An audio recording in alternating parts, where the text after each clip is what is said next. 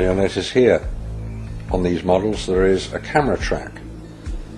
A camera starting at this end, coming down here, would approach the moon, or appear to approach the moon, and become ever closer towards it. It's exactly what you would expect to see if you were flying to the moon.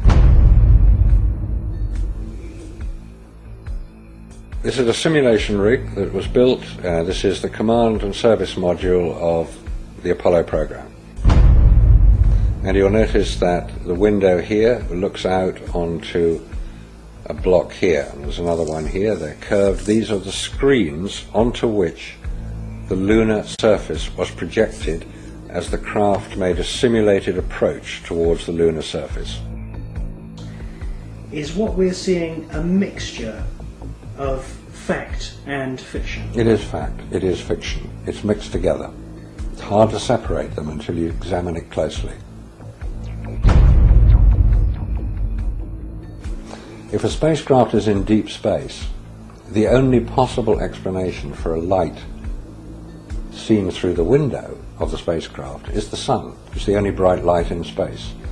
If it's not the sun, then it has to be some other artificial light, which implies that that particular image is possibly fiction. July 1961.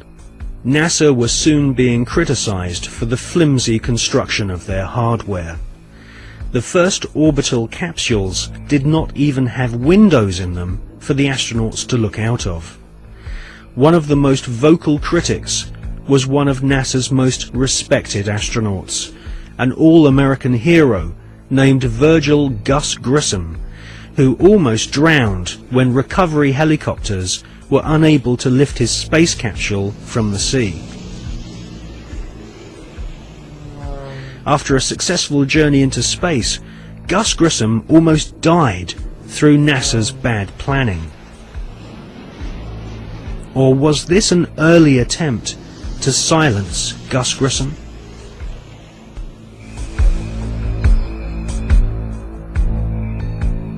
May 1963.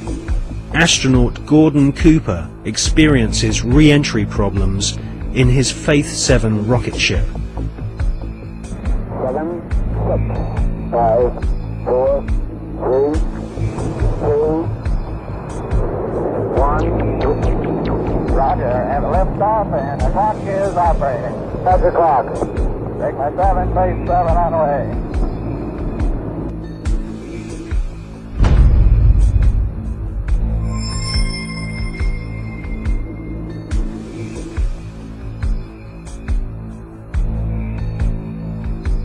The prototype lunar module, known as the LIM, had serious stability problems.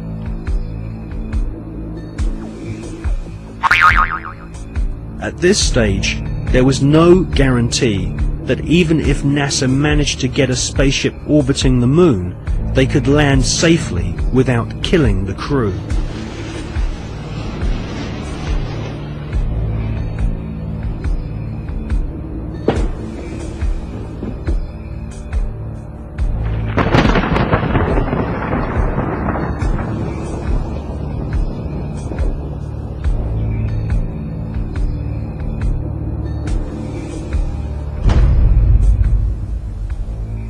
Could the footage which we see of the LIM approaching the moon be filmed in a TV studio? It was filmed in a TV studio. There's absolutely no doubts whatsoever about that. And the way that this film was created was by the use of models. There's nothing secret about the models. They exist. You can go and see them today. The models were very lifelike, very realistic. There is one that is a life-size model. It's in Flagstaff in Arizona. It's 2 miles long, and it's an exact replica of the Sea of Tranquility.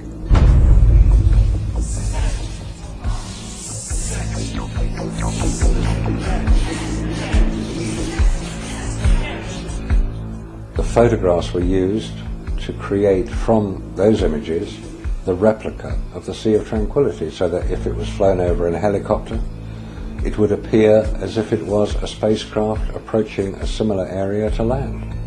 So yes, all the scenes of the lunar surface were filmed on Earth.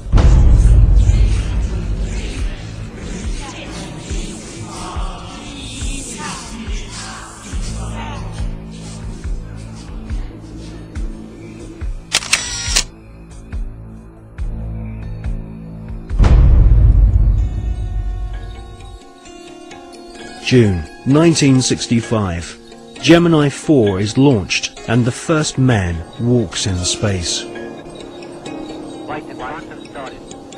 I'm going to drag a little bit, so I don't want to fire the gun yet. Okay, I'm out. Okay, now, hold the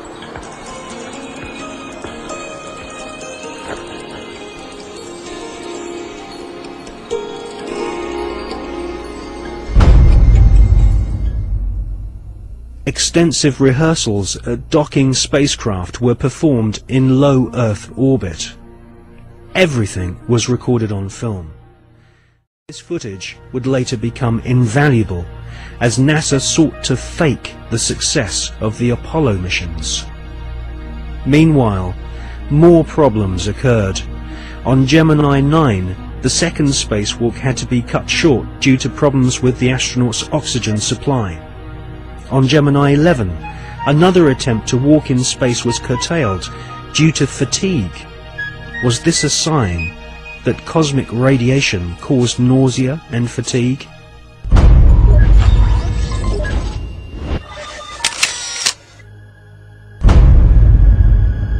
NASA could not risk the public humiliation of having brave astronauts crashing to their deaths on the lunar surface broadcast on live TV.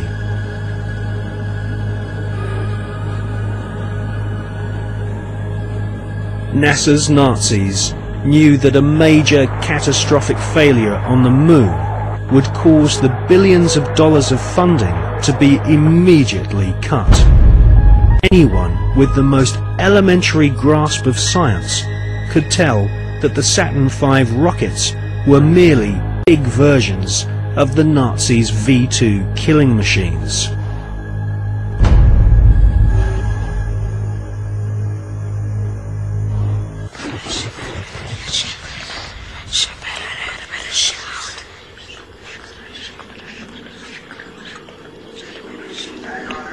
The crew of Apollo 8 has a message that we would like to send to you. In the beginning, God created the heaven and the earth.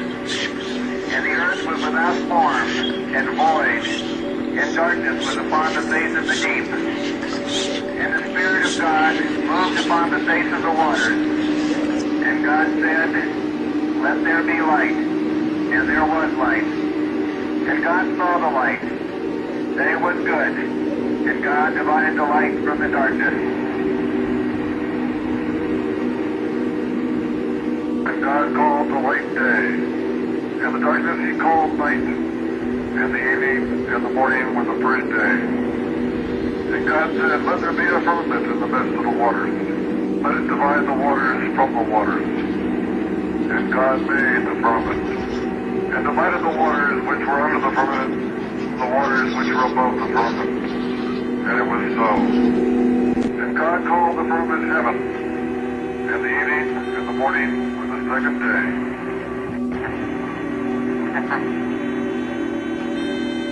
God said, "Let the waters under the heaven be gathered together into one place, and let the dry land appear." And it was so.